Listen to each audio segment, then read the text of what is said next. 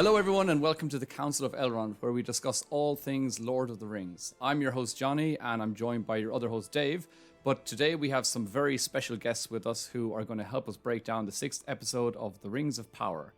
We would like to give a warm welcome to Jake and James from the Broken Sword YouTube channel. These lads run many YouTube channels on all sorts of geeky topics, including Batman, Power Rangers, Dragon Ball Z, and tabletop games and more. But the ones that we're the biggest fan of is The Broken Sword, which deals with all things Tolkien and Lord of the Rings. They are hugely successful and popular, and Dave and I had the absolute pleasure of meeting them at the London premiere event. Guys, welcome to the council. Would you like to introduce yourselves and tell the listeners anything else about you? Yeah, well, first of all, thank you for that very nice introduction. I feel very special right now. Yeah, so I'm Jake. I'm James. And I mean, you've pretty much covered everything. There's not a lot more we can say. We're YouTubers. We cover a lot of nerdy stuff. Fellow Shield. Specifically Tolkien. Yep. Very good. Can't forget that. Go check them out. Guys. We'll also drop all of their links and places that you can find them in the podcast description section and in the section down below for YouTube. And but today we will be discussing the 6th episode of The Rings of Power entitled Udun, which you may remember from the Fellowship of the Ring when Gandalf says "Flame of Udun." But before that was like having Ian McKellen in my ear. There you go. It's been many years of practice. But before we begin, I'd love to encourage you guys to check us out on YouTube. And if you'd like to help us keep putting out these weekly podcasts, please check out our Patreon where you can become a member. And we're actually reviewing all the episodes of House of the Dragon over there each week too. So the links to all of our socials will be in the podcast info section as well. You have been told many lies of Middle-earth. So, welcome again, guys. And now, before we break down The Rings of Power, I'd like to introduce our listeners to you, get them to know you a little bit more and about your Lord of the Rings background and your love of Tolkien. So I've prepared a couple of rapid-fire questions about the original trilogy, just to get your opinions. Oh, so hopefully that's cool with you guys. Yeah, no problem. Let's go. Right. So just first of all, Dave, I'm not going to ask you because nobody cares. So I want to get a couple of your favorites and what you guys, what stands out for you in the original movie. So first of all, what was your favorite location in the original trilogy? I'll come to you first, James. Oh, it's the Shire, hands down. Every time I see the Shire, it's like going home. Absolutely love it. Is that because you're short? It helps. The thing is, though, if I went there, I would actually be a giant among hobbits. And that is just a dream. You'd be the a king. dream that I'll never succeed in. That guy's half a foot taller than the rest of us. Yeah, I would take it. That's a great answer, and also I think I could be more specific even and say the Green Dragon inside the Shire would be the perfect location for you to spend a lot of time. How about you, Jake? It's a tough question. Weirdly, I like stuff in Gondor, so I like seeing Minas Tirith. I mean, it's an epic design. The design for the film is just like magnificent, right? It's incredible. Of course. And even the way behind the scenes, the way they built it, these bigatures, it's just super impressive to me. Love it. And I love it. So I'm going to go with Minas Tirith. Good answer. Very, very good. Cool. Next quick one would be, what's your favorite score or theme from the trilogy? Not easy. Maybe the Fellowship theme. Mm-hmm. The epicness as the Fellowship. You know, when they first leave Rivendell, there's the shot of them walking out over the mountain, and it kicks in. Iconic. Yeah, exactly. Yeah. Is that called The Ring Goes South? I think. Is it? I think so. Maybe. I think that's I'm not sure. Either that or is it just Rohirrim? Ride of the Rohirrim? Yeah, the Ride of the Rohirrim. Yeah. Oh, yeah. Classic. The one that kicks in after and Rohan will answer. Yes. Oh, yes. Yeah. Epic one. Epic. Yeah. Very good. I would have to I was either going to agree with that or also say, again, the Shire theme. Yeah. Because, again, it's the one that kicks it all off for me going into Middle-earth. So it's so iconic and it puts me in the world. Yeah. No. There's not a bad score. No, that's why the whole score is fantastic. It was an easy question. You couldn't get it wrong, basically. Yeah, that's true. Next one I have is, what is your favorite kill from the 3 movies? Oh, now that's a tough question.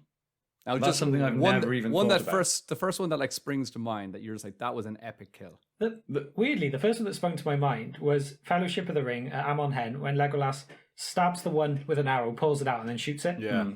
That's a cool Very one. cool. I can't tell you why that came to my head first, but it did, so I'm going to go for that. Nice. I mean, the first one that comes to my head is probably Aragorn beheading Lurtz Right. Yeah. at the end of the Yeah. Fellowship. That's a great kill. Just because I still have great memories of that being my introduction to Middle Earth. Yeah. And for some reason, even though Lurtz is obviously a created character for the movie, that just sticks in my head. And I remember seeing that fight scene for the first time and just being like, wow. Yeah.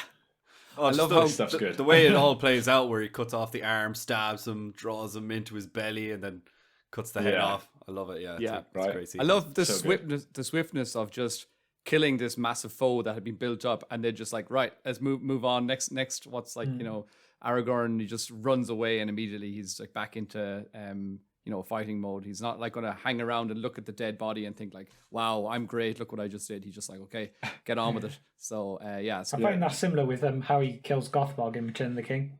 Yeah. Although yeah. it's extended cut Extended only, isn't scene, it? yeah. Yeah. yeah. So it's just they kind of just run along. He's just chop off another one, like Yeah. they do with the rest of them, and Yeah. carry on. Just not, another not day worrying in the that he's life just of- led the entire army. That's like a tag Yeah. team Another of day in him the and life of Gimli Aragorn. as well, isn't it? That's They're right, both yeah, like yeah. taking swipes at him. Yeah, that's a good one. Eowyn's crawling away, and it's like this horrible thing is coming after her, and then it's just like, oh, some background kill. It's like, oh, whatever, no big deal. So If anyone doesn't know what we're talking about, you need to do yourselves a favor and watch the extended edition. Oh yeah. if Don't we have worry, any listeners who they're not haven't allowed yet to listen seen to these- us. Yeah, excommunicated.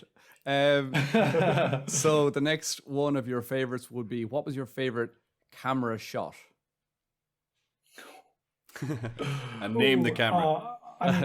A CG camera, and it's got to be the reveal of the Rohirrim at Pelennor. Yeah, beautiful. Just that moment when it pulls out and you see the size of Wow. the Rohirrim there on the field with the sun behind it. That's got to be it for me. Mine would be, I'm trying to think, I think it's done twice, where the camera kind of from Orthanc goes down and into the, Yeah. Oh where you yes, see all the yeah. Uruks being like That's so cool. bred, I guess, for lack of a better word. Yeah. That I know it's CG, but it's impressive. Although I think they did some miniature stuff with it as well. I Yeah, remember think right. I also so. have to have an honourable mention for in Amon Hen in the Fellowship, the spider cam going through the woods, going down. yeah. So where you like Yeah. following Aragorn and all going down to chase to get to Boromir, and it's just all real. There's nothing fake about any of Yeah. it, and I just love how they did that. I've just noticed that a lot of our answers to these questions are purely Fellowship. Yeah. Yeah, interesting. Best movie, isn't it? I mean, Yes. There's a lot I mean, more CG yeah. as the movies go on. I think The Two Towers has a lot more, and then obviously The Return of the King there's loads of CG. Bigger scale though. Bigger scale. It's yeah, got to of be. course, Yeah. You can't really have 500,000 extras. now, so great answers to both. I was actually looking forward to hearing your answers on both of those because I know that you guys are filmmakers. So I was interested to hear which from behind the camera, that kind of insight. So very good. The last thing I'm going to ask is now related to the Rings of Power series, and I wanted to ask you, which is your favorite character or the actor's performance or portrayal of that character so far? For me, I'd have to go with Durin or Adar. When either one of those are on screen, I kind of a bit more, I pay a bit more attention. Right. Yeah. Because the performances are good, the characters are good, they look good, they sound good. I don't have bad things to say about them really. Whereas other characters, I have some negatives, to say the least. So Okay. Yeah, fair enough. I feel like I would agree with Adar Mm. because he looks the part, sounds the part, and the performance just nails it. it's just got a bit mesmerizing. Yes. If you've got a good villain, you can have a good story.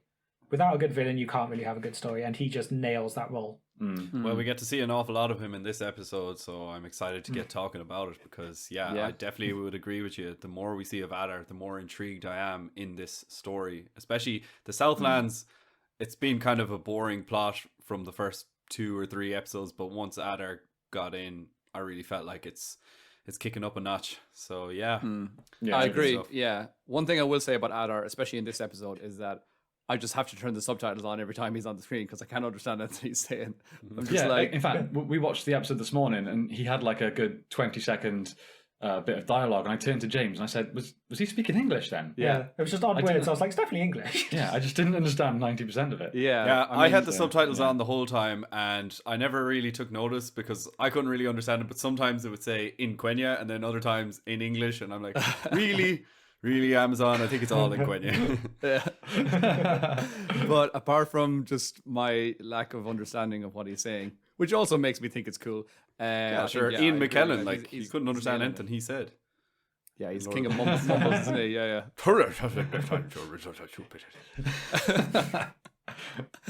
Love that. Right. You guys clearly practice your Gandalf impressions. Oh, yeah. That's 90% of what we do, really.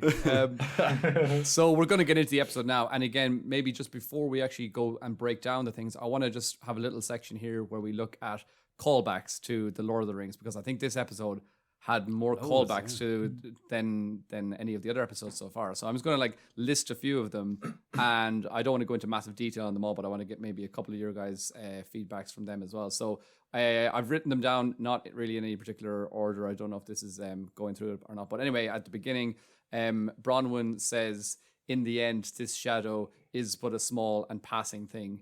I thought that was kind of reminiscent of Sam Gamgee's quote. Then Arondir shooting a rope with his arrow, very Legolas of him. I thought. Oh yeah, Helm's Deep. Yeah. Adar moving out of the falling rock at the last minute from the tumbling towers, very Gothmog from Return of the King. I thought, where the other guy was like, "You must move," but he's just staring at the rock, and then eventually he's like, "Okay, I'll move." What else do we have here? We had Arondir saying, "Rid yourself of it." And then as he said that, I said, "Once and for all." And then he said, "Once and for all." And I was like, oh my God, that's just exactly what. Brilliant. Did any of you guys pick up on that one? I didn't pick up on that one at all.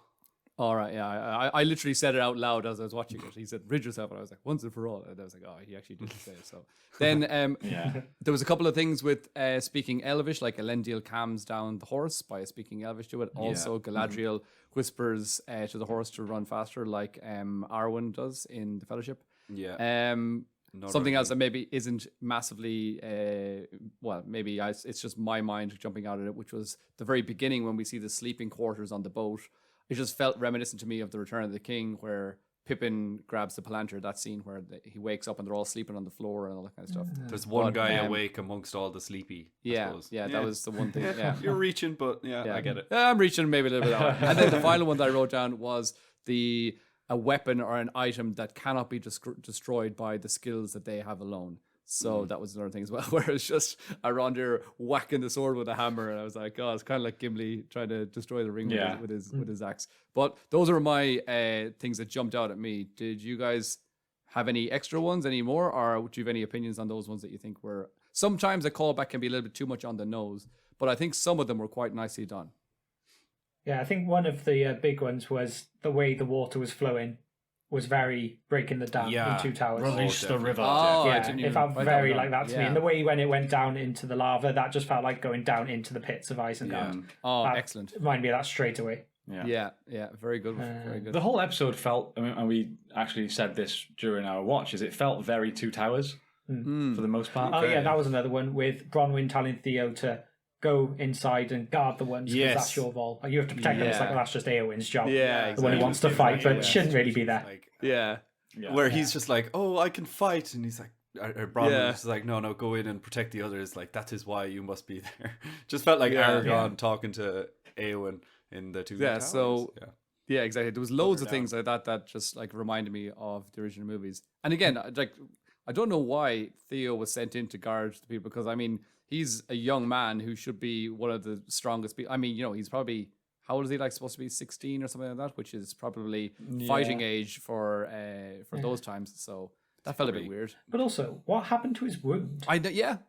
He had a wound and he was on a crutch, and then suddenly he's fine. Was he on a crutch? So I thought that would be why he wouldn't fight, because he open. Was injured, but he seemed to be fine in this episode. Yeah, so because he came out later on and he took out a couple of orcs quite well. And I was like, that guy should have been out here fighting the whole time. So it's the compressed timeline. That was years ago. That Anyway, right. So just wanted to get that out of the way before. Oh wait, I have one more. Right. Cool. Well, just when Isildur was feeding what's the horse's name? Beric. Beric. Yeah, I don't know, it just really reminded me of Aragorn and Brago's relationship. And was there a point as well where Aragorn throws an apple in the three movies? Well, he throws it to Pippin. Yeah, okay.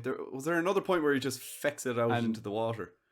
Or is that just my... No, maybe I'm don't wrong. think so. No, I don't think that happened. But, also, did anybody else notice? I think I saw an error when they shot that scene of the horse eating the apple. It made this like crunching noise, like a human would eating an apple, and it looked like the horse didn't actually bite the apple at all. It's like I thought he twisted it. Isildur turned it in his hand. It seemed a bit like, I don't know, it didn't seem right to me the way that was shot. So I thought that was a bit of an error. But maybe. Have you ever seen? Is it Mission Impossible 2 where there's a fight scene and at the end the guy is trying to stab Tom Cruise in the face with a knife, and I think they shot it in the eye. Really reminiscent of that scene with Arondir and the big bully orc. But the way they actually shot that in real life as well with Tom Cruise is he is pushing this eye, and it is only like a couple of, maybe like an inch from his eyeball. It's disgusting, the behind the scenes of it. But he's pushing away while the other guy is pushing down. Or maybe it's the opposite way around. But yeah, it was all real, all in camera.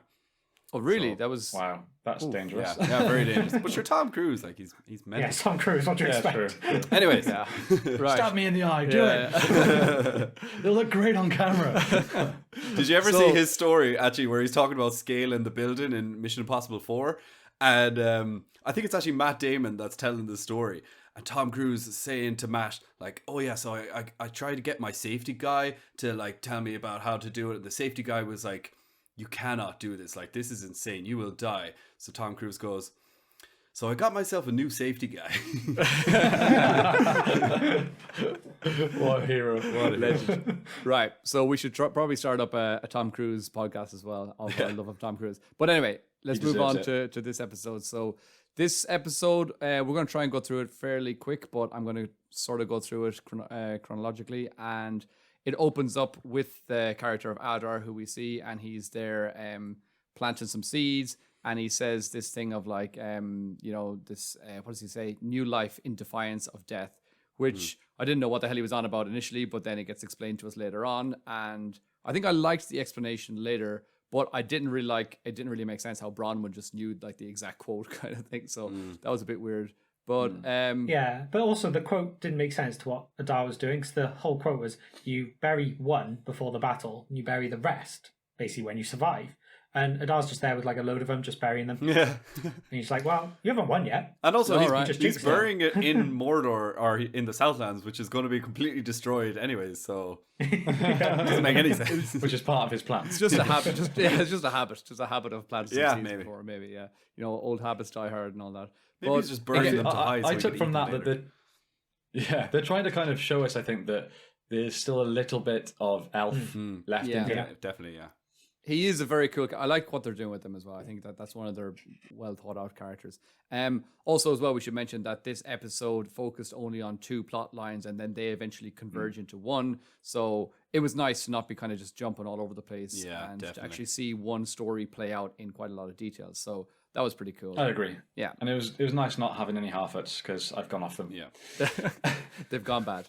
They do always just slow it down a little bit. So, I mean, I am intrigued to find out who the stranger is, but when he wasn't in this episode, I was like, yep, pretty happy about that. So that was good. And again, I was a little bit disappointed not to see anything else with the dwarves in that storyline, and because I don't believe anything that happened in the last episode, like with the root of the tree of the blah blah blah blah blah, whatever it's called. The song of the roots of the Hithaiglir. Well done, Dave. You've learned it off. I remember. But I think we could just like discard all of that information, because it's not. I don't believe it's going to be true, and I'm just it's annoying that we have to wait another week or so to find out whether where that's going. But again, as I said, it was nice to just stay on track with this one storyline here. So we get to see a cool speech from Adar to the orcs, and he keeps referring to them as uruks instead of orcs, which I liked. I thought that was really cool. Yeah. And we know that uruks is the black speech for orc, and urukai, which a lot of people think is uruk, is just like the higher level of orc, I suppose.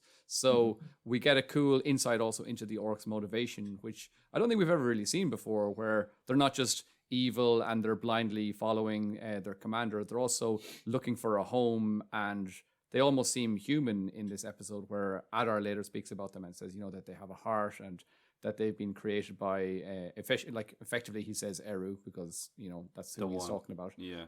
With the flame unperishable, or I think he says that. But what did you guys think of that? Do you like the? I mean, I know that I think you guys are fans of the orcs in general, but what did you think about that? I'll come to you, Jake. I'm definitely a fan of the orcs. Definitely how they look, how they sound. I'm enjoying the storyline that's involved in them. The issue I've got with that is it makes it sound like orcs are almost redeemable. Yeah. And James and I have talked about this in the past, that not everything and everyone needs to be redeemable. Orcs are evil. That's just what they're made to be. Sure. Yeah. They're fully corrupted, right? They don't need to be redeemable. Like, it's like the line in episode 2, 3, where Celebrimbor and Elrond are talking about Morgoth and the Silmarils, and they talk about how it almost changed even his heart or something along those lines. Sure. Like, Morgoth is evil. He's not just a bad guy, he is evil. He's not redeemable. Personified. And making him sound like he could be is ridiculous. And that's how I feel about the orcs as well. Sure. Telling us that they have hearts is a bit... Well, again, I think what happened in that scene was we get two totally different perspectives, because this is like Adar's perspective, and then so when that happened, I immediately was thinking, wow, this is quite controversial. They're going to go into this and maybe develop this idea more, that Tolkien even didn't really give a definite answer on whether or not orcs are redeemable, whether or not they have souls, what happens to them after they die. So I was wondering if they were going to go into that, but then Galadriel comes back and she's immediately like says, no, they are completely evil and they have to all be eradicated like a pest. So I suppose. Who was the evil elf in that scene? That's what I wanted to know. Yeah, But that's a great point right there. Yeah, that was an interesting scene for sure. But again, I think immediately as I thought, they're going to go one way with this idea, then they went the opposite way, and Galadriel was saying, I just don't believe that at all. That's completely bollocks. Like so. Interesting. But we'll move on to the next part, which was the tower attack. And we finally get to see most of the scenes that we saw in the trailers. And I think that's the last of those kind of shots or spoilers, as I think of them. So after episode 6 of an 8-part series, which is kind of a little bit too late to be showing us stuff that still came out in the trailers, in my opinion. But it was a kind of cool scene. Adar says he can smell the elf, which so we get to see that elves have a very keen sense of smell and not just keen sense of sight, which we get with Galadriel later on. But Arondir is kicking ass in this scene. As I mentioned earlier, he cuts a rope with his arrow shot. And I think they could have made that a little bit easier on themselves. I was expecting, remember in the trailers, we saw that scene of him doing this like kind of spitting kick, and he kicks off this stone, which eventually we saw was to close the door. I thought that was going to be the action that would start the collapse of the tower or something like that. But eventually he was just like, no, I'm just going to shoot a flaming arrow. And well, then again, maybe for him, that's an easy thing to do. Maybe it's an easy shot, and maybe he trusts his aim. I have no issues with the shot. My issues... How does it bring down the tower? Yeah, was that tower held together by a rope? Like that. As soon as that started crumbling from a rope cut, I was a bit like, eh. Yeah, it was a bit strange, all right. As I said, when we saw in the trailers, he kicked this stone and something fell. I thought that was going to be like some chain reaction starting something that they had done, but like we're going to kick out the cornerstone and cause the collapse. So it's a little bit unusual, a little bit strange. What do you think about that, James? I mean, it felt very Legolas to me. That whole section, and even the bit like when he gets the door shut, traps them in. And then they cut to a wide shot, and you realise the pathway, although in the shot before it looked empty, there was actually still a lot of orcs on the path all the way down. And somehow he's got to get down back to the village without past all those he's got to go and kill like 200 orcs, maybe. The geography of that scene didn't make a lot of sense the way they showed it. No, and even the bit with the villagers even getting out and down to the village at the bottom in the first place just makes no sense to me. Yeah, did they like pass each other? Yeah. Did they sneak past? Yeah. It was like it was kind of a point that they were supposed to be cornered and backed in, and that was their thing. They were backs against the wall. They couldn't run. So they should have showed that there was a secret passage or something, because that's what I assumed was the reason how they got out, but they don't show it. There's a lot of things. Yeah, that's it. It was never set up, so it just didn't make sense. Yeah. Now, just to me, it seemed like the orcs were just taking the main principal road, I suppose, and then they obviously just went off road and maybe cut through fields or something. But I don't know. I mean, now that you say that and you bring it up, yeah, that's quite a good point. But I hadn't really considered it initially. Also, I wasn't sure, were they standing in the village watching the destruction, or were they just standing at another safe place? Were they actually in the village at that time? I think it was the village, because they basically turn around and go in straight into it, don't they? Because they're right by the buildings. So I think it's the same position that we see Adar looking up at the watchtower from in the episode before. Right. So I feel like they set it up in that way. Okay. But yeah, like when you look around, it's just all big steep mountains. So unless they were going to show them climbing down, which could have been interesting, but yeah, they should just teleported. It won't take a lot of screen time to just show someone lifting up a trapdoor and being like, "Oh, here's a secret passageway" or something, you know. And it would have been, you know, complete plot device, but you just have to roll with it. But the fact that they don't show how they got to where they were is a little bit different. Have Arondir saying like, "Is there no other way? Is there no other way for the women to get out of the place?" That would be cool. Yeah, that would be nice. They should just redo Lord of the Rings again.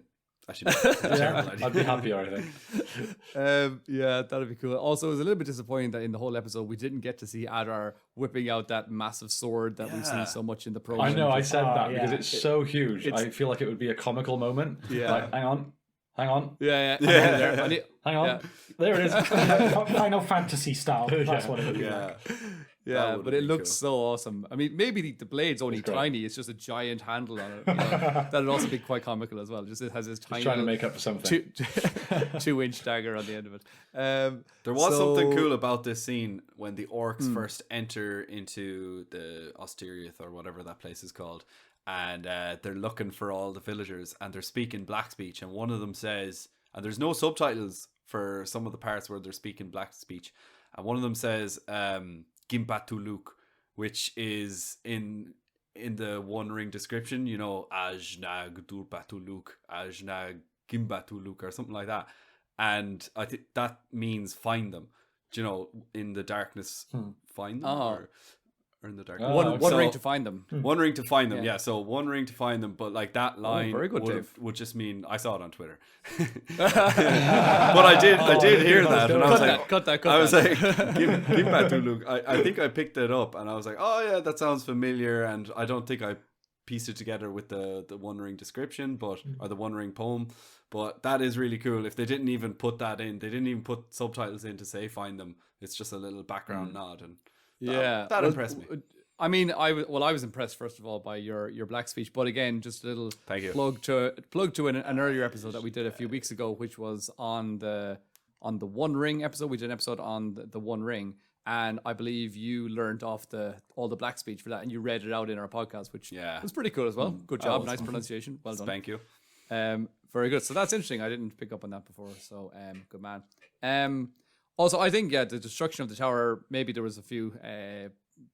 Plot holes in that as well that we've spoken about. But the actual destruction itself, I thought some of it was really well shot. I liked how one of the planks just broke off the tower and impaled some orc. That was pretty cool. There was also another orc that was kind of like walking around and just stared up, and he got like a load of boulders and rocks just crushed him. So pretty cool. I'm liking some of the brutality and some of the some of that action as well. So that was kind of cool. We jump on, then we move on to the scene where we see the Numenorean ships, and Galadriel is speaking to Isildur, and we find out a little bit more about Isildur, and he explains that he wanted to get away from Numenor, and he doesn't consider that it's the real Numenor, and Galadriel kind of assures him that Numenor did exist, and it still does exist, and she says, even in the heart of a stable boy, which was quite nice. I liked that. Yeah, this dialogue was strong, I felt. And I really felt like this was the first time we're seeing Galadriel as we're used to seeing her. Like, she wasn't being, a little spoiled brat, and she wasn't full of vengeance. Although I want to cut in there. Mm-hmm. This is also the same scene, right, where she's like, my eyesight's better than yours. Yeah, okay, yeah, true. Yeah, I've been seeing this for an hour. Yeah, okay, that's true. Catch up, will you? Yeah, maybe. I don't know. I didn't think it was that condescending. I hate her character. I hate her. Oh, really? I literally can't stand her.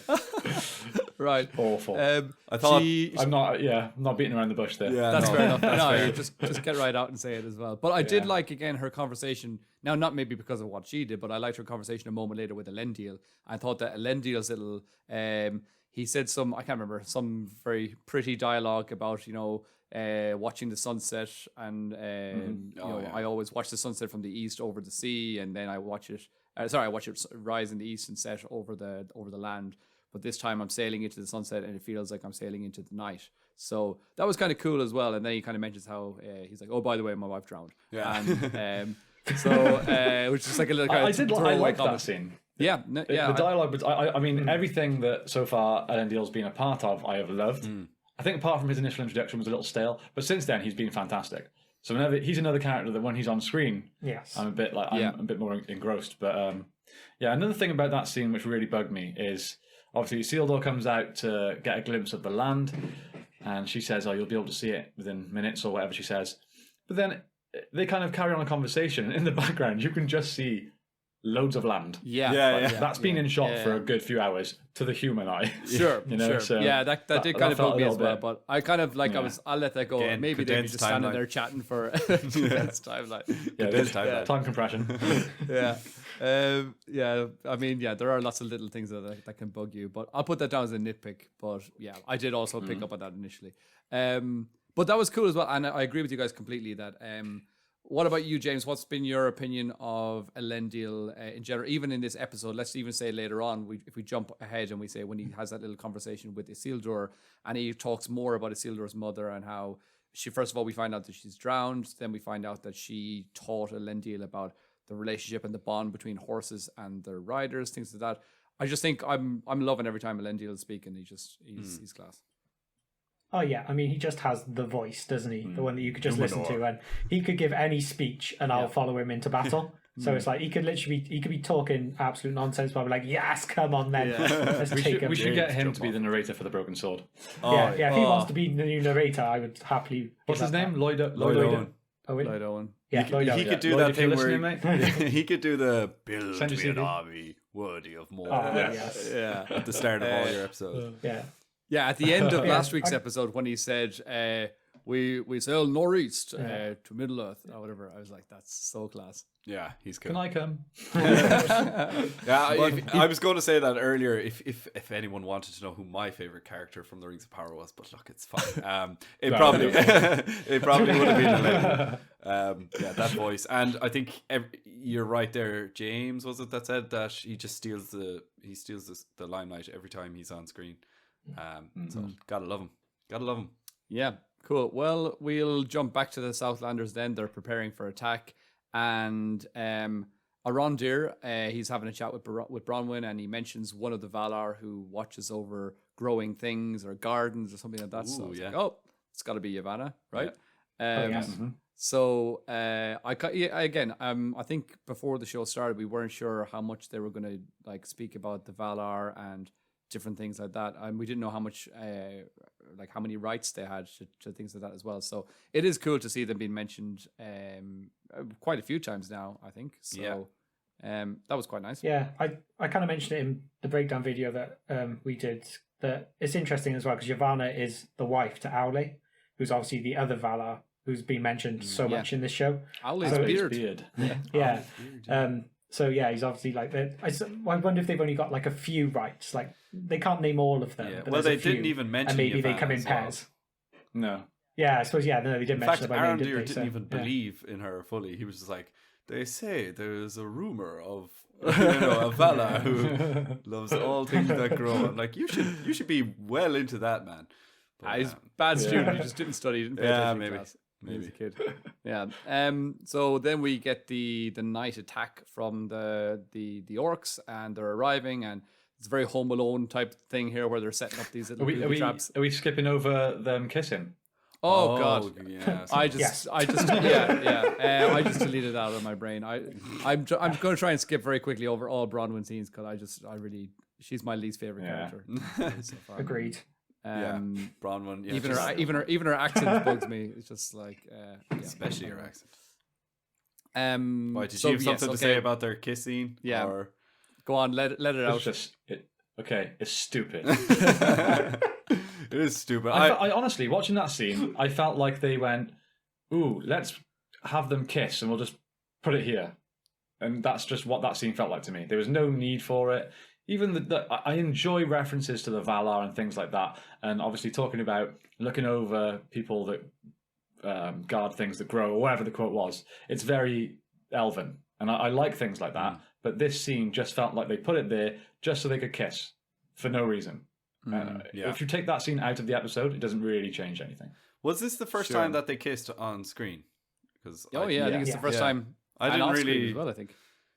Yeah, well, I didn't pick up on that at all. I just kind of assumed because we knew that they were together from the very first minute of the first episode. Well, remember in the first, was it episode 1 or episode 2 where Bronwyn is like, it's almost like an Eowyn thing of like, don't you know, sort of, and he's like, I've told you 100 times in every way but with words. So it's like kind of like he's showing his affection for her in the actions and things that he does. But they've never actually they haven't had the talk of like, so what are we? Birds and bees. Where is this going? Yeah, exactly. Arondir's like, I banged at least 1,000 women. So so I completely blanked that. I cut that out of my memory of that kiss. And again, I don't care about it. I really like Arondir. I like his character, but I just have I was really like, every time I saw that Bronwyn was coming close to death, I was like, please, let her die. I thought she was going to die. Yeah, I agree. It's annoying that she came back. I was like, and it would have been nice if she died. Like, I mean, of course, I wouldn't just don't like her, but it would have been nice even as like character development, even more for Arondir, where, and maybe even for Theo as well. Theo. Where his mother, Theo, his mother has died. That can push him into the dark side. Arondir has a little bit of heartbreak of, a relationship that never really was or what could have been, and but now they have actually kissed and made it an official thing, I suppose, and so it's kind of annoying, but anyway, we'll move on.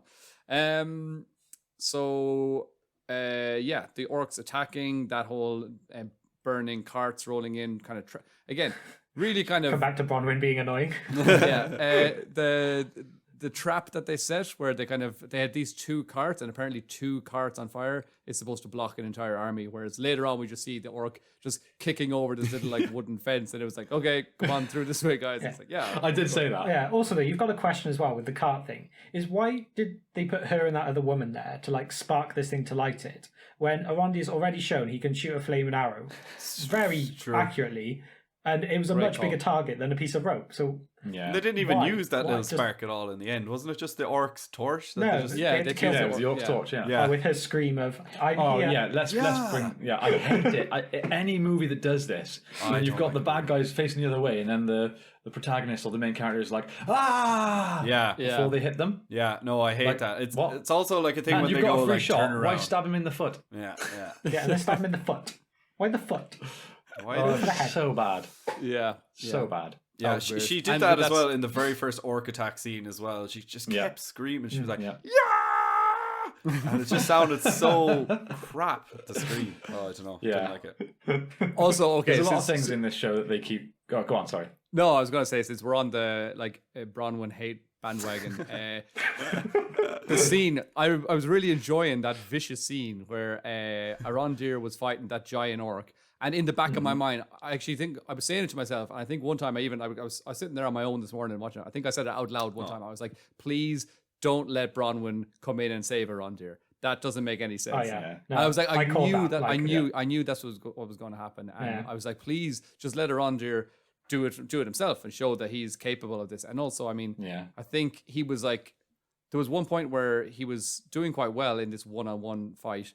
He does this like spinning wheel kick thing and like gets the orc like right in the head, and then he just sort of stands there as if he's completely out of breath and stunned, and the orc just punches him in the head. So I was like, what happened there? It was really strange. He was on the front foot, and then suddenly he just stands like completely square in front of the orc. It's like they cut out an action in the middle of it. Yeah, and there's a few things in that sequence I want to point out. First of all, when he's initially dragged down off the roof, that shot. Props to the stunt team. Wow, that was fantastic. That was brilliant. Yeah. How did they? There was actually a few moments. How did they show that it was back to Arondir again? Was there an orc that went in front of the screen? There was, but it was done so well that brilliant. I questioned whether there was a false cut or not, because it was very well done. I need to go back through it and look, because there's always the tricks they did in like Lord of the Rings with a false perspective, where they would like. I can think of one where I think it's Boromir throws one of the hobbits, and it's the shorter person. Yeah. Sorry, it's Denethor. Denethor throws Pippin. Yeah, throws it towards camera, and then Pippin. Pippin just gets up. What's his name? Billy Boyd is the one that comes up.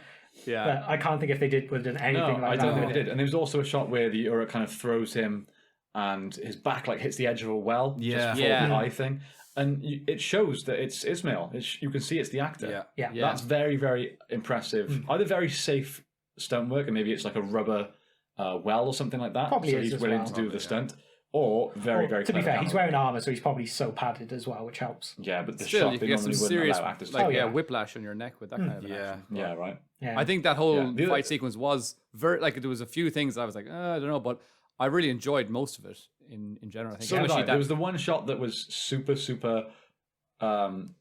wire-ish. You can just see Yeah. straight away. Oh, that's wire work, and I hate that. Like it just looks like wire work. You don't need to put it in. But also seeing him out of breath kind of bugs me. Like, and I'm going back a little here. When he's trying to break the hilt of the sword, he's out of breath. He hits it 5 times. And he's like, like what? Well, Come on. we only saw him hit it 5 times, but maybe maybe it's like a Ron Burgundy Specific situation days. there where he's like I 1001, compressed again. It's like 5 years. I mean, even Elrond spent a full afternoon breaking stones before he was out of breath. I suppose. That's So, true. Yeah. Yeah. So yeah, we've seen that elves should be able to endure more than just a few whacks at a sword. And yeah, I agree. And that was one of my points earlier when I said that he was on the front foot. He kicks the orc in the head, and then suddenly he just stands there like he's catching his breath. It's And like a I was Conor like, McGregor "Doesn't make move any as sense." well. Yeah, Yeah, and the orc like throws him twice, like a good 5 or 6 meters with crazy force, and he flies through gates and whatnot. And then that moment where he punches Arondir in the head, his head just sort of just goes back a little. Surely someone with that much force would even throw a full body that distance. A punch is going to do a lot more than that. yeah. Do you know what I mean? Yeah. So stuff like that, like the power scale just goes up and down for Yeah, it brings you out of the world because there's no Yeah. rules. yeah, Yeah, exactly. physics go out the door a bit. Yeah. Yeah.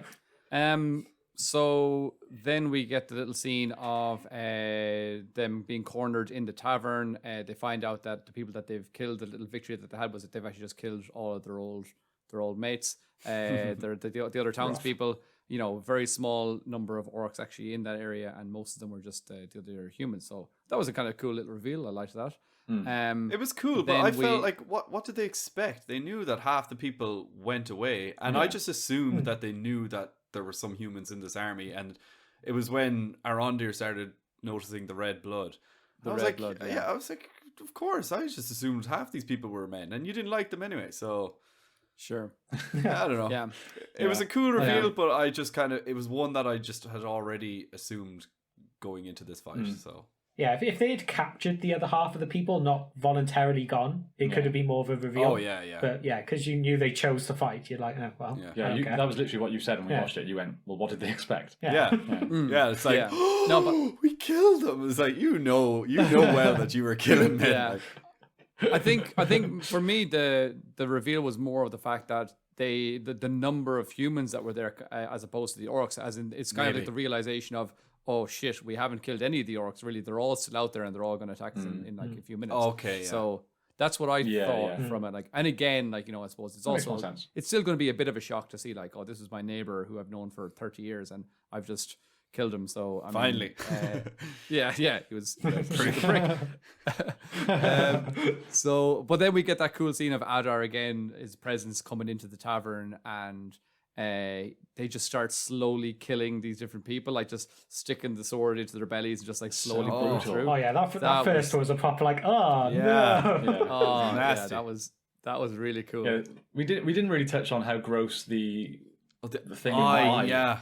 The thing with the big orc. And all the Oh, juices were like coming out of his eye into Arondir's mouth, and then the next scene he's just like, it doesn't wipe it or spit or anything. I'm like, dude, that's gross. He's just getting bit from the top of his head. He's like, Taking pleasure in that kill. Yep, this one's an orc. Didn't fool me this time. Does a Gimli on it. It's like orc blood. It's like, yeah, mate. You just saw it come out of his eye. So, yeah, I'm kind of going to be going all over the place. If I miss anything, just please jump in and say, hey, what about this? Because that that was a cool is scene. exceptionally Yeah, brutal. Yeah. it was. Yeah, I mean, just slowly pulling this like shard of wood out of his own eye, and then just like the black blood just spewing. That was again. I am loving the orcs. I think that the makeup and everything about them is just so class. This was the scene that I was reverting back to, the Tom Cruise Mission Impossible coincidence as well. Also, just before we move on to the next one, just the actual start of this battle scene where they were looking out into the horizon and then you see the little flames pop up. I thought that was really cool. And I was expecting that this is going to happen. We're going to have a couple of shots and then we'll see like one flame, maybe two. And the way Bear McCreary's score as well, it sounded like plucking of violins every time a new one popped up. I thought that was really nice. So kudos. Yeah. Just before those flames actually came into shot, we did get some beautiful shots of different things. We saw the sun going down over the village, and then we saw a nighttime shot of just, there was like the moon was on the right hand side of the screen, and then the whole left side of the screen was just black. And I just thought that I just paused it and just stared at that screen for a few minutes because I thought it was gorgeous. But there were some beautiful visuals in this episode as well, and beautiful music backing that as well. So I think we've had that in pretty much all every episode. Yeah, exactly. Those are the two things that I can't criticize throughout the series so far, is the visuals and the music. They've both been fantastic. 100%. Oh yeah. So we all agree. Good. And what else happened? Oh, there was so many opportunities for him to kill Bronwyn in that stupid tavern. I was like, come on, kill her. She's right there.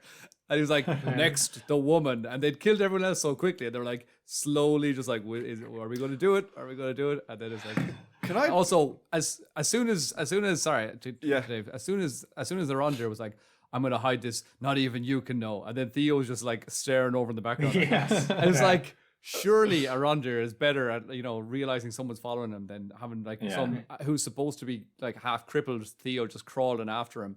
So that was kind of annoying. Although I do have to respect at this point though that Arondir was willing to let Bronwyn die. He wasn't going to stop this at all, and I very much have to respect that. That they took that, and it wasn't him that stepped in. Like I'm like good. And he almost told off Theo later on. He's like, don't feel guilty. It wasn't like, good, well done, you saved your mother and we managed to get the proper outcome in the end. He was like, don't feel guilty about being a little bitch and say where it was. So that was good. Yeah. I mean, I'm a big fan of Arondir. I think he's cool. Theo, let me complete my arc. One thing the circle is complete. There's been so many times, not just in this episode, although it happened a few times in this episode, but in other episodes too, where they willy-nilly kill any like random, what do they call them, just a red collar person or just like random bystander. But then whenever the red shirts, yeah. So like they kill any of those, but like whenever it comes to Bronwyn or Theo or whatever, they always grab them, put a knife to their neck, or they're just about to do something and someone's like, wait. And it's happened a few times where they're in the process of killing people, but then they grab one of the heroes and put a knife to their throat. Well, it happened twice in this episode with Adar as well. Like there's so many tropes that are just used over and over and over again in this show, like that. That's one. Another one is like when Bronwyn saves Arondir. Like, how many times can someone save someone else just at the right moment? They're like just in the nick of time. Like it really, really bugs me. Arondir saving that's Theo. not realistic. Yeah, exactly. Yeah. Yeah. So that's a little bit annoying. All right, there are quite a few tropes, and there's one big one later on that I'll get to. But So Theo gives up the dagger anyway, and then Numenor suddenly just arrives and they charge in. We saw this charge in the trailers, so it was cool to finally get to see that play out. And I thought it was cool how they just, again, I just don't understand how there's so many Numenoreans coming in to save like 35 townspeople. Like it seems like it's such a small little village, and it's like the king of the whole Southlands. It's like, I've got like, there's like 4 families here that I'm going to be the king of, and so it just seemed like a bit of overkill. Like I don't really get it, but I mean, the charge was cool, and I like seeing, Lord of the Rings charge of horses. It's always cool, and the music was good. So, what was your opinions on that then? I want to bring up a gripe about this actually, and this is all down to time again. Is how on the ships was Elendil like, okay, we got a day of sailing and a day of riding, and then we'll get there, and suddenly overnight they're there. Yeah. Like, you didn't make it sound like they had to like stake out for an extra day and stuff to hold it off or anything like that. It was like the whole day was cut off their journey just because Miriel goes, let's have some haste, shall we? Yeah. Oh, okay, yeah, we didn't think of that. It's like, it just Oh, I doesn't make didn't- sense to me of how they just cut that out. Like, Time compression. yeah. I honestly, Again. I honestly did think it was overnight, or they would have traveled overnight while this was happening, because they do arrive at dawn, and so like maybe they arrive at dawn the previous day, and then they travel all that day and all night, and then they arrive at dawn the following day. So it is a full Yeah. day's ride, right? I think they arrive exactly when they mean to. Yeah, but it's even. I think I would have liked a shot though, so like at least them arriving and seeing the situation, because they just charge in. Yeah, They don't know And what's going on. They it's don't a- necessarily know who's the good guys, who's the bad guys. Yeah. They just know there's like they've already proven. There's It a also lot of seems like they've people been dressed in. up as orcs. It seems like they've been in full gallop charge for like the entire morning or Yeah. the entire night as well. Like how long have they just been like their horses must be exhausted. They're just saying go And go go. have any of them ever seen orcs? No, They don't even I'm pretty know sure what you'd they're know facing. one when you see it. yeah, you'll Yeah, I smell know, one. but it's also another example of someone, or in this case, people arriving precisely when they need to. Yeah, You know, Yeah. it just Yeah, bugs it was me. it's a little bit too fortuitous, I suppose. And Like in most films, in most TV shows, you get a moment where there's a tension build up where someone's about to die and then someone saves them at the last second. That happens, but it's happened like 4 or Yeah. 5 times in So 6 episodes. I feel like that situation. All you really had to do was say, okay, they don't kill him. They try killing a few. Arondir won't talk, so they capture them and they basically torture one of them or a couple of them and play out that extra day, and then the Numenoreans come. So it's like they haven't come in time to stop anyone from being hurt, yeah. but they do at least save the day. And you'd only need to do a little bit to make that work rather than cut out a load, what it feels like. yeah, Thinking about it, I think they actually do that trope like maybe 5 times in this episode. Yeah. Like the saving at the last moment. Yeah. That's just poor writing. It does it's quite a lot. take you out of it and kind of feel like there are no stakes, because you do just kind of get used to it, and you just don't ever feel Yeah. like there's any tension, because someone's always going to be rescued no matter what, because you aren't really Yeah. thinking about the Numenoreans at this moment in time. You're thinking the last time I saw them they hadn't even gotten onto land, but then suddenly here they're charging in, so Yeah. that might be Yeah. a I bit mean, we poor. could compare it to the Lord of the Rings films again. If basically at Two Towers, Haldir Gandalf. dies, and then I was going to say Haldir dies, then Gandalf arrives after that. Yeah, so it's That's like true, yeah. it's one of those where it shows that there were stakes, and not everyone is just going to And- make it out. But and the also with- reinforcements do come eventually. Sorry, yeah, and also with Gandalf arriving just at that exact moment when they had to like it was their final sort of charge of Theoden and Aragorn like going out to their death basically, and Gandalf arrives just in time. But we had kind of again at the very beginning of the Fellowship, Gandalf says that a wizard always arrives precisely when he means to, and he had also told Aragorn like on the first slide of the 5th day, look for my coming. Exactly. They're essentially so- holding out for that moment. Yeah, so that's like all of that had like that was that kind of arc all being paid off there in that moment where you're kind of going, he knew he was going to come exactly at that moment, and he's a wizard, so we can expect that from someone like him as well. So we'll move on, because I think get we too all have similar frustrated. feelings about this. Yeah, but what's next is that we see. Oh, also as well, what was kind of weird was they all charge in. And then we look up, we see on the hill, we see, where you'd expect you see Miriel and maybe some of her high, advisors there, and they're not in the battle. But Isildur's up there with them for some reason, who is a stable boy. And then she just like looks at him and goes, go. And he just charged up. I was like, what was that about? Yeah. Like, and he goes was on his our own as exact well. reaction. Yeah. What was Yeah. all I was that like, about? they just send in reinforcements in one at a time or something? Like, Yeah, I almost feel like that needed a setup of Elendil being like, look, don't let my son go. Like, he's kind of found his way onto this ship, but I'm not granting him the chance to actually be a soldier. He is there to basically sweep the stables, and that's it. And that's why he wasn't in the battle. And then you could kind of accept a bit more why he was there, at least, and not in the battle I in the first never place. picked up on this at all, actually. It was very strange. It was just, but also it was like in a moment where the Numenoreans were just like, running through the orcs. They were wiping out. There wasn't really that much danger. There was a couple of little people obviously getting overwhelmed by a few orcs. But in general, they were just like wiping them out. Like, Rohirrim at the Pelennor Field style. And suddenly she's like, Isildur, you go on your own. I was like, what's he supposed to do? And what is the purpose of this? It didn't seem it didn't make any sense to me in the moment. But No. if someone can explain, I mean, like, if someone could drop us a comment and say what they think was actually happening there, I'd appreciate it. Yeah, I would love to know because I can't think of a single reason why that was the Yeah. case. Although, Right. just to say something slightly more positive at the moment, No. because might need to bring it up.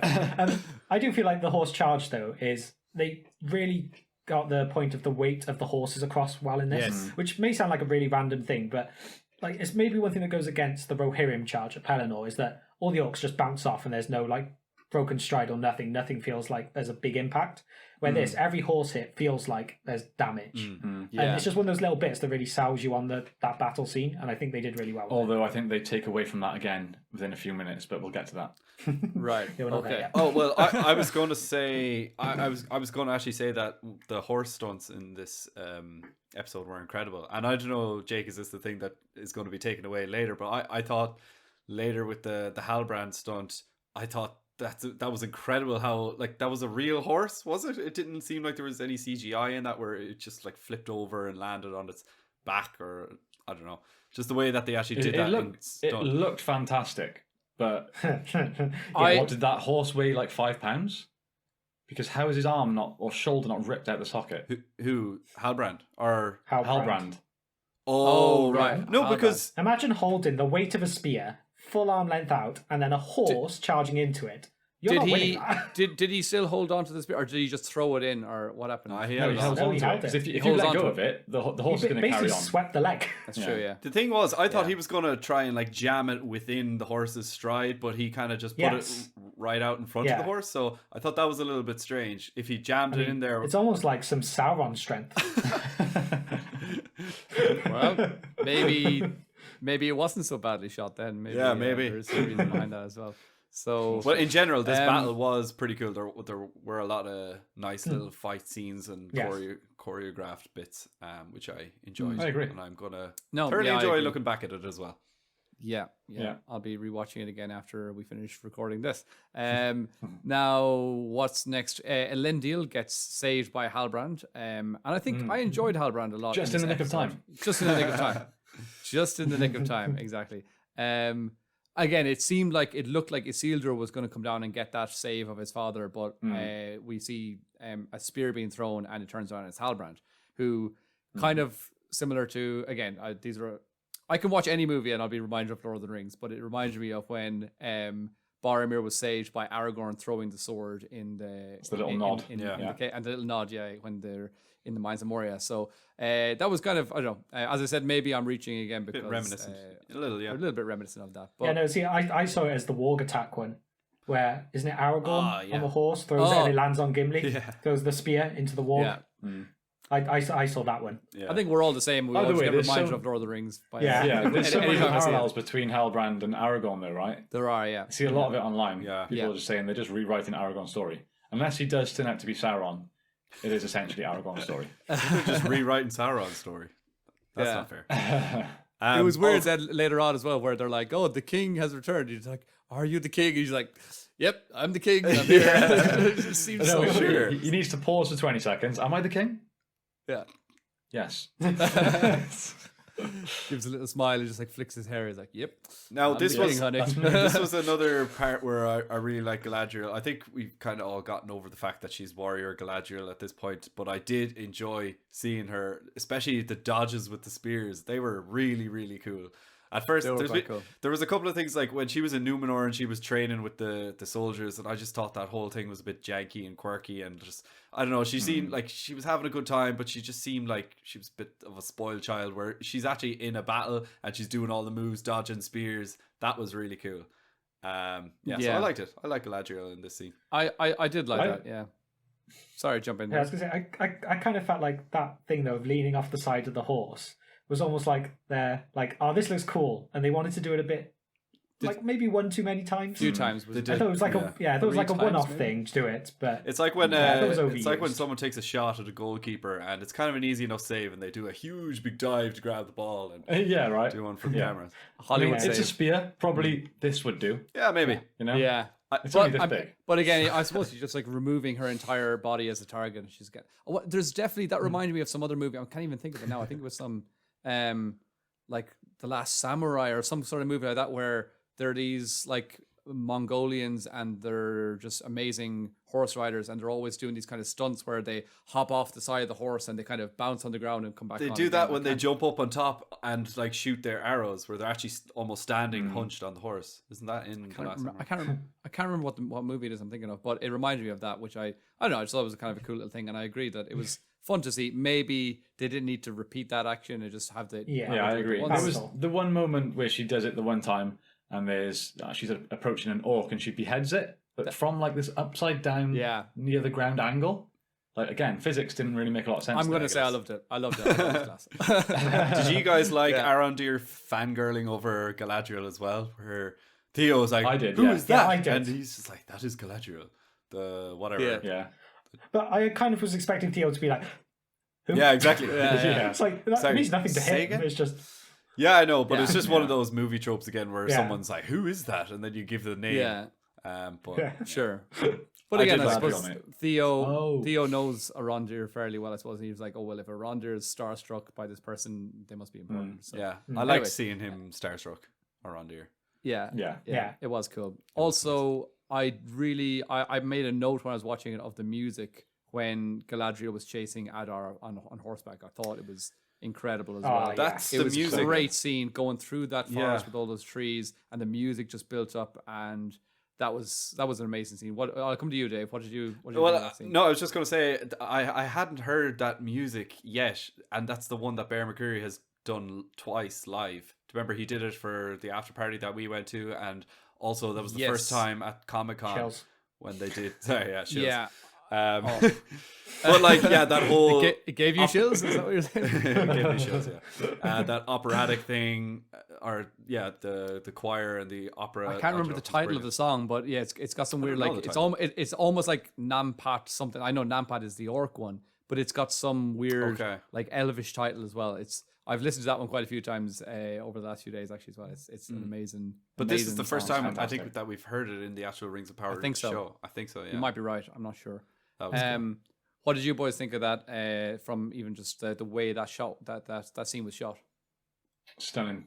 No complaints about that one. No, the actual chase was good. It seemed tense enough, and they paced it well. It just came down to the Halbrand, how he got ahead of them. That was. And then how he just took out a horse's legs. It just didn't make sense. So sure, it's as you another said, one of those movie tropes. Sauron. I did think that at the time. Like, how is Halbrand coming from the other direction? Surely they're both charging so far away from the battle scene. Yeah. Unless they're going in a straight line away. That was it. Unless they're going in a weird circle, and Halbrand just took the other route. He used dark magic. But maybe. Yeah.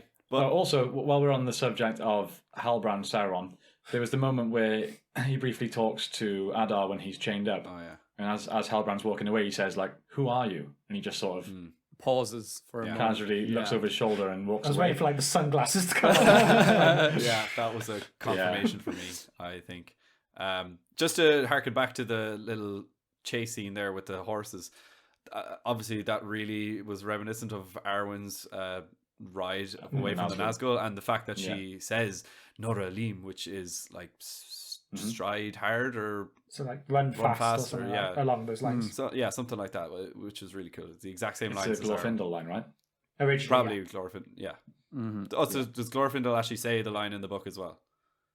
Yes. Okay. Well, I thought again, just one thought that I had in that scene, which was kind of cool, was the fact that in what we've seen of that before, again, it was very reminiscent. I think every one of us had that same image of the Fellowship movie where Arwen is charging and she whispers to the horse. But I was like, this is almost the same. However, she's trying to speed the horse in order to catch someone instead of being chased, like chasing, running away from someone. So it's kind of like flipping it on its head a little bit as well, which I thought was kind of cool.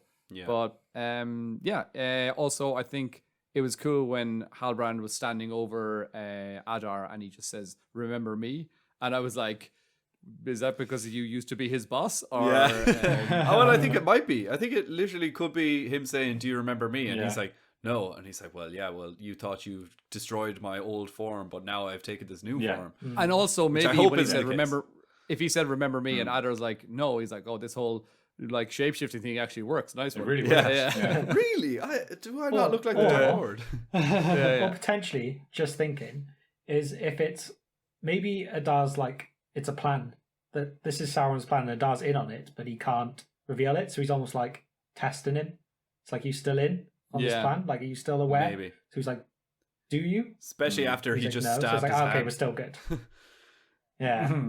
That was another I don't know. trope that I thought was about to come, where he's just about to reach for the thing, and I was like, I bet you someone's foot is just going to land there. Next thing, the knife or the spear, I was like, oh, Jesus Christ. Yeah.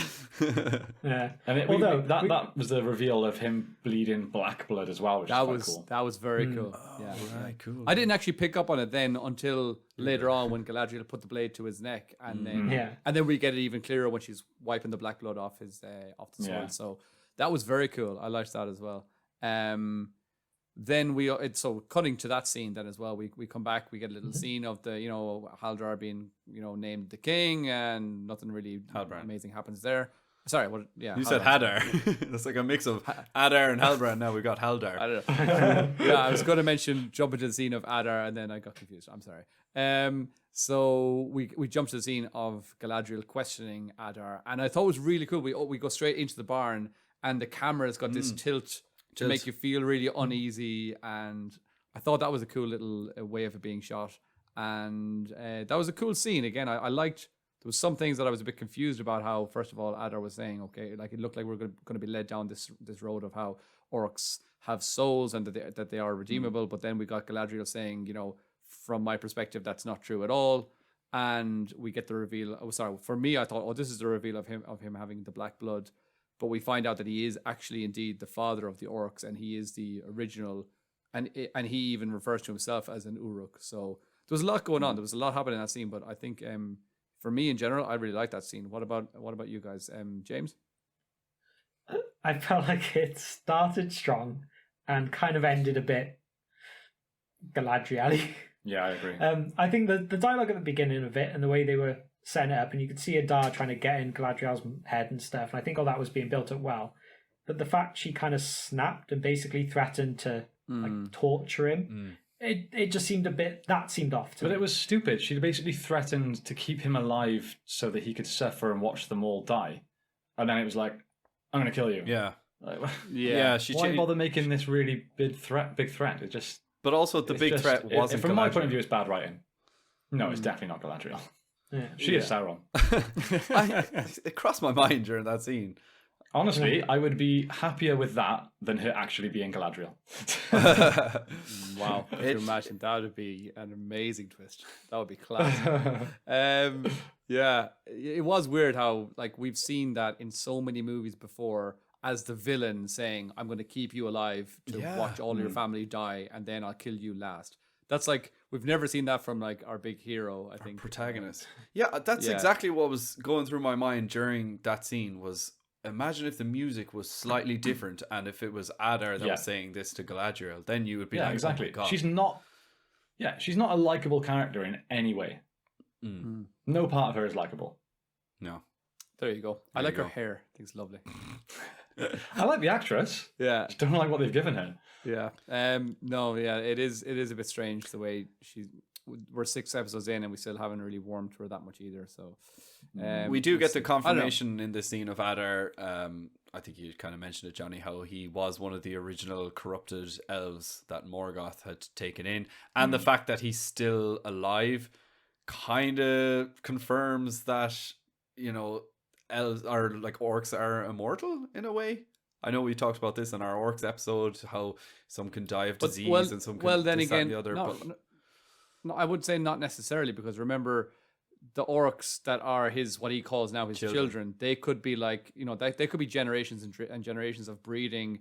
After all the different these orcs that are alive now, because of whatever's happened through the breeding process over the millennia, maybe now their lives have been shortened and they only live to be true.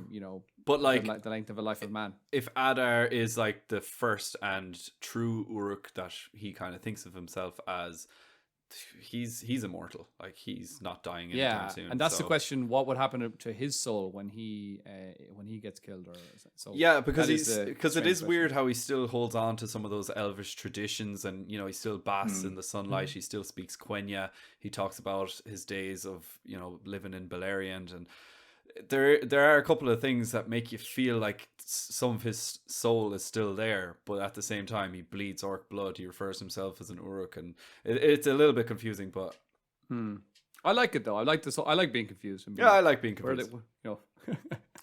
I also think it's very interesting that he's saying that he killed Sauron. Yeah. He's saying that he is the one and only true bad guy. Is that a what metaphor? do you think? I mean, is that just complete I don't know. bollocks? It's a euphemism. I think so. I think it was just. Yeah, I don't believe he generally physically stabbed Sauron. I just No. Maybe. Maybe he did, and he genuinely thinks he's dead, and Halbrand is really.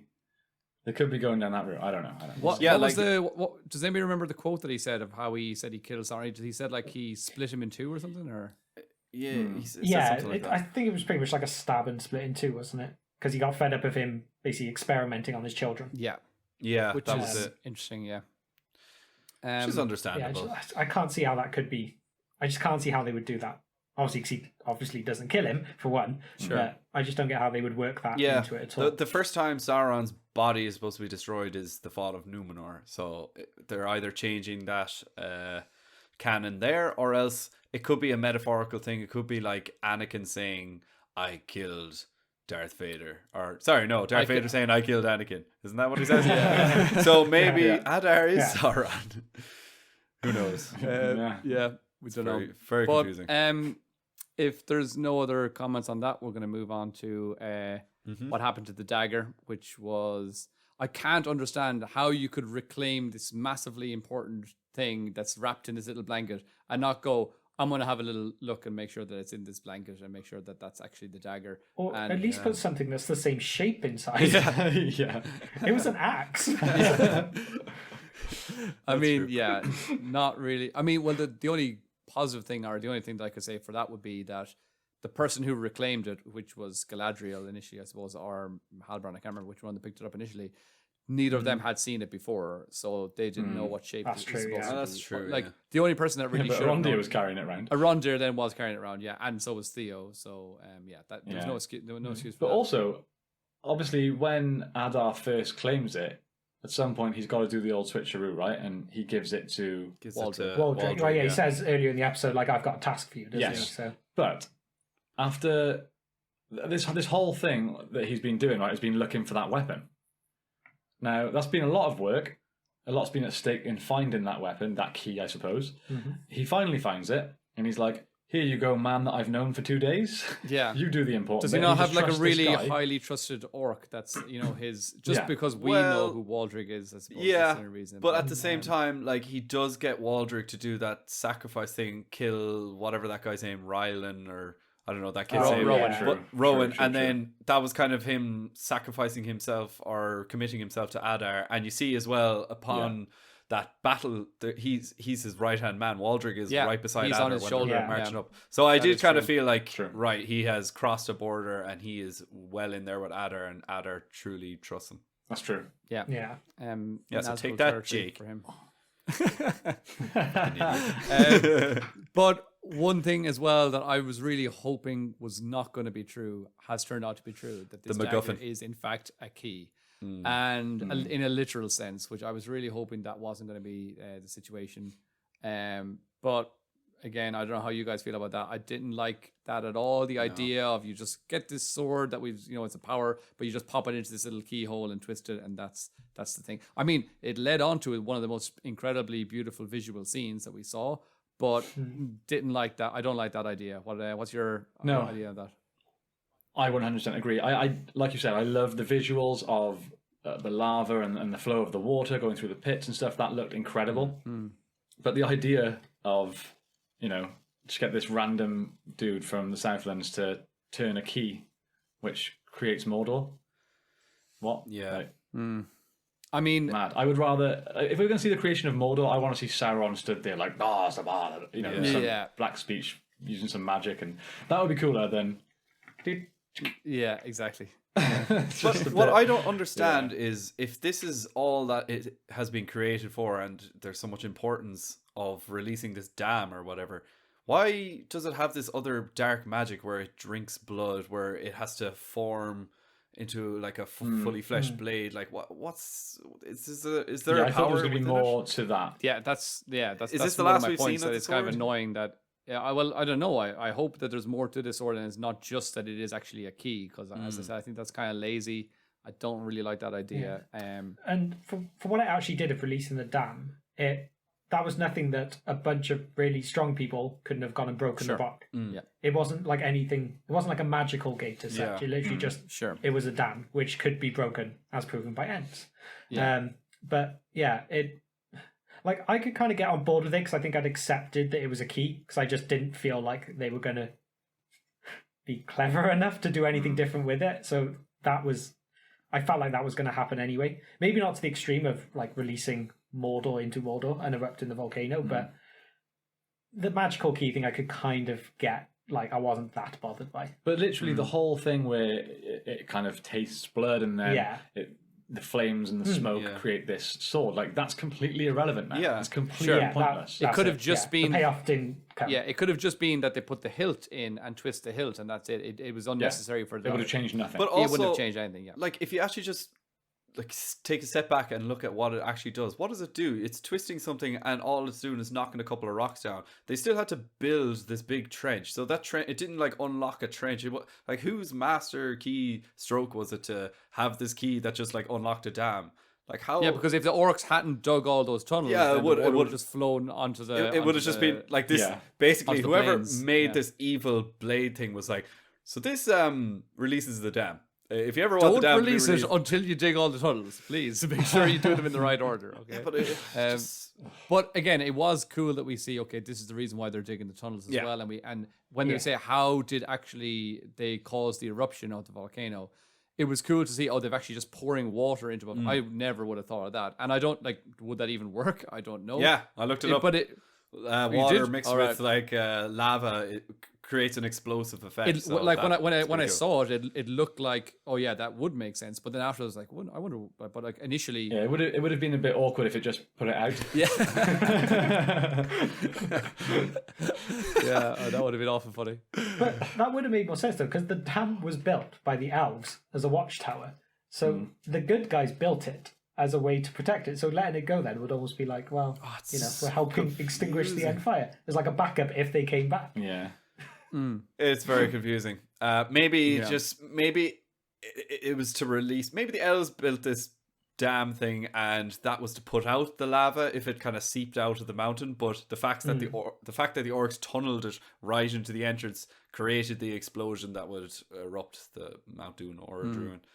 I don't know. It's a weird one. I'm going to need some more explanation. I really hope they bring out like what do they call it? Like a visual dictionary where you can have a whole book explaining every single little thing. That would be great, but I also feel like if you've got to rely on something like that, then you've failed as a filmmaker. Yeah, that's true. Yeah, that's true. But No, but like as I still went want back to a minute ago, as I said a moment ago, it was kind of like an afterthought where I thought, would that actually cause it to work? But initially, in the moment, I saw the water mixing down, and again, the way these things have been filmed and the CGI that's involved and the practical effects like together, just it looked incredible. And I had no doubt in the moment of watching it. I was like, oh, of course that would work. And then later when I was like, wait a minute. But Dave, if you said you've looked it up and it actually does make science sense, well then cool. Well, one thing on Google said that, so I was satisfied. I will trust one Google. Well, as Abraham Lincoln once said, everything on the internet is believable and trustworthy. Yeah, I read that somewhere. I saw that. Yeah. It was a tweet. So yeah, I'm trying to think if there's anything else from this episode now that's neat. Well, then the actual explosion, the actual volcano, Orudru, and the actual well, give us your thoughts on that as well, guys. Because for me, I was like blown away, no pun intended, by the visuals there. And no, I hadn't. I was blown away as well.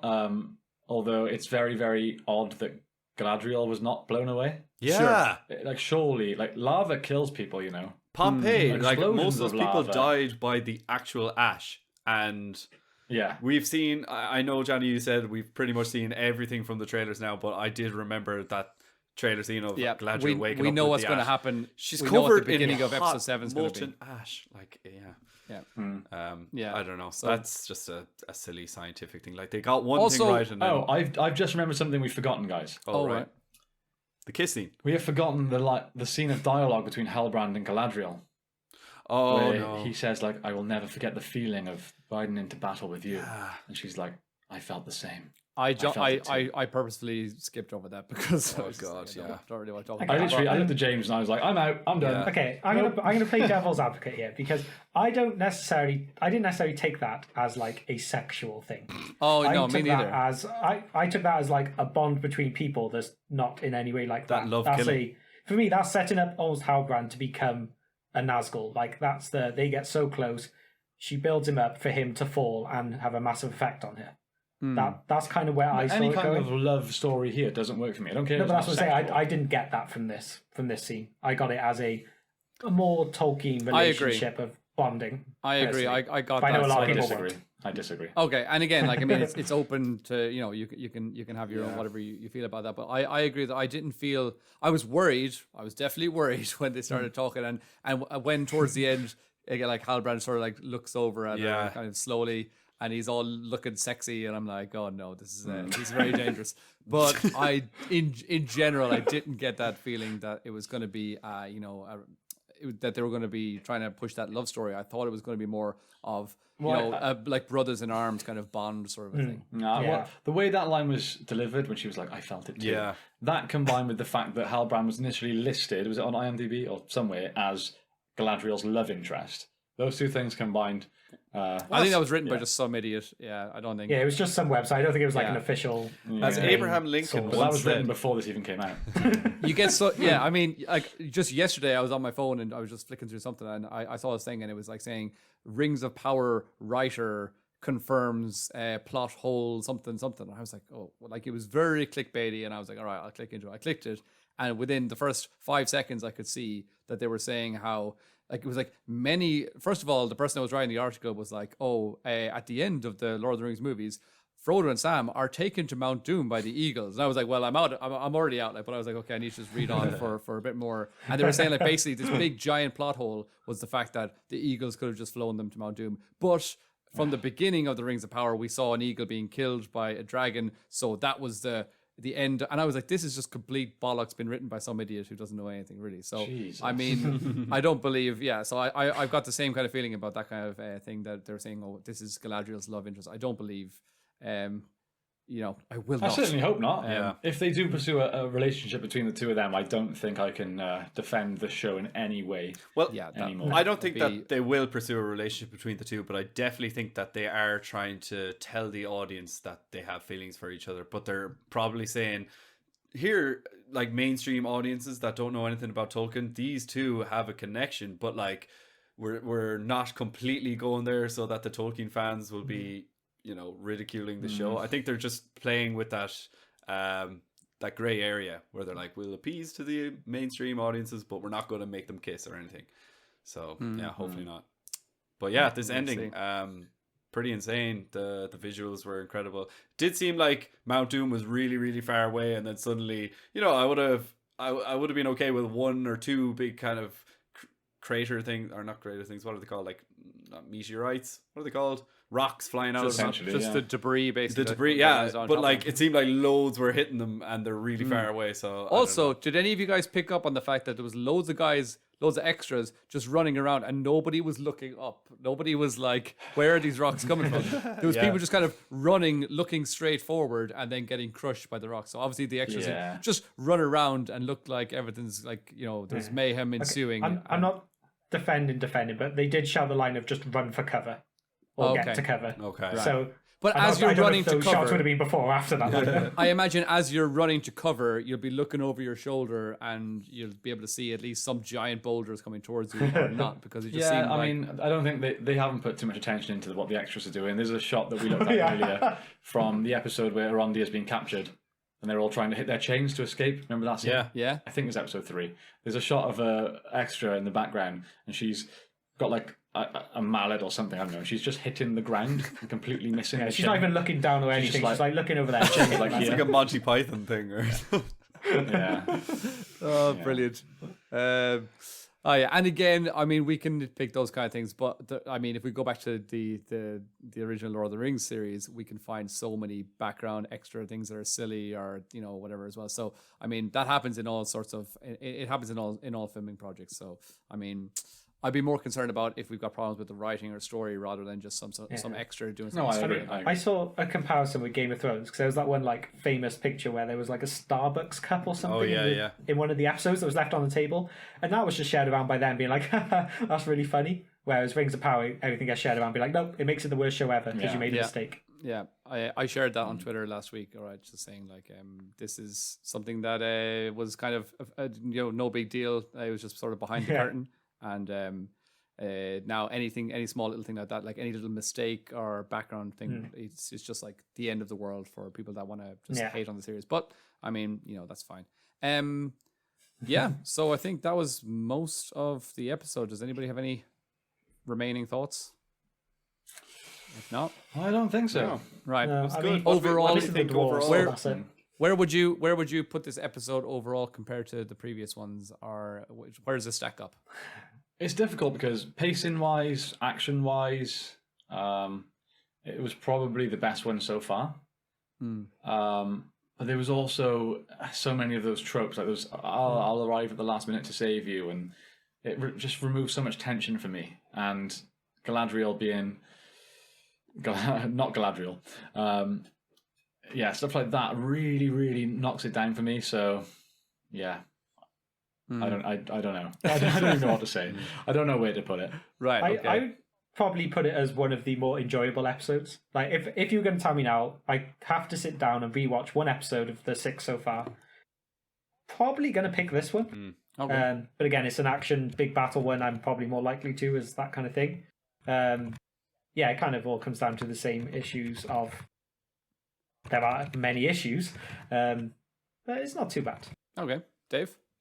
Yeah, I would agree. I think I like the fact that they've merged two of the storylines together, Numenor and the Southlands, because I did kind of find that the Southlands were some of the most boring scenes. Or I just didn't care about a lot of the characters there. And also the fact that they left out all the other storylines. Yeah, the Harfoot's always slowing down the episodes. Like as much as I do love the Linden scenes and the Khazad-dûm scenes, it would have slowed down the episode to just have one or two random scenes of Durin and Elrond, but I can't wait for that to be the center of attention next week, hopefully. I know there obviously are going to be some more Southland scenes, but yeah, I was happy with this episode overall, and there's a lot of things that may be weird about this, but depending on how the end of the season goes, I might look back at it fondly, or I might look back at it and be like, that's the scene where Halbrand and Galadriel first started flirting with each other, and look where they are now. Yeah. But yeah. What about yourself? I agree to an extent that like visually, I thought this was a very enjoyable episode. Of course, as we've already mentioned before, there was a lot of action, the most action I think of any episode so far, and also we got to see the eruption of Mount Doom. Yeah, incredible. Eruption, which is something that, I mean, I never imagined I'd get to see that on film before, so that was pretty cool, and you'd have to give that as a big thumbs up or a big plus in this episode as well. So yeah, overall I enjoyed it.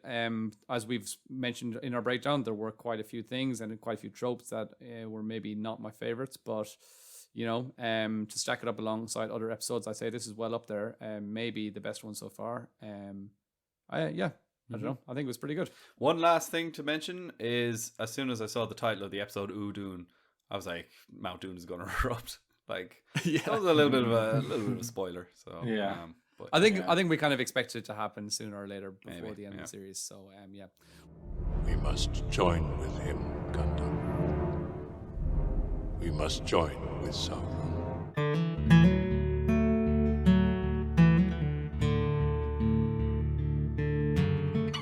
Well, that's it, guys. So that's it for this episode of the Council of Elrond. Thank you so much for listening and for watching if you're enjoying this on YouTube. If you're not, please head over to our YouTube channel, the Mellon Heads, and give us a follow there, and a like and a share and all that good stuff. And also check out our Patreon channel, and the links for all of our media are in the episode description, along with the links for these two lovely gentlemen who are on the Broken Sword channel. But most importantly, please get in touch and let us know what you thought about this episode. Drop us a comment. Tell us where this episode stacks up and compares to the rest in your opinion. Also, let us know if we missed out anything in our first watch or anything important, or if you've got any other interesting theories, maybe what you think might be going on with Halbrand really, and all that kind of stuff. Lastly, a big shout out to our current patrons and a special thank you to Jack Knightley. And once again, a huge thank you to Jake and James for being fabulous guests. And as I said, we will link all of your media in our episode description too. But guys, before we head off, is there any last thing that you'd like to plug? No, I'd just like to say thank you to you two for having us on. It's been fun. Yeah, it's been great. Loved it. Yeah, thanks again so much for coming on, and we hope to chat to you boys again soon. Definitely. We'll have to have you on ours. Oh yeah, we look forward to it. All right, guys. Awesome. See you next week. All right, cheers.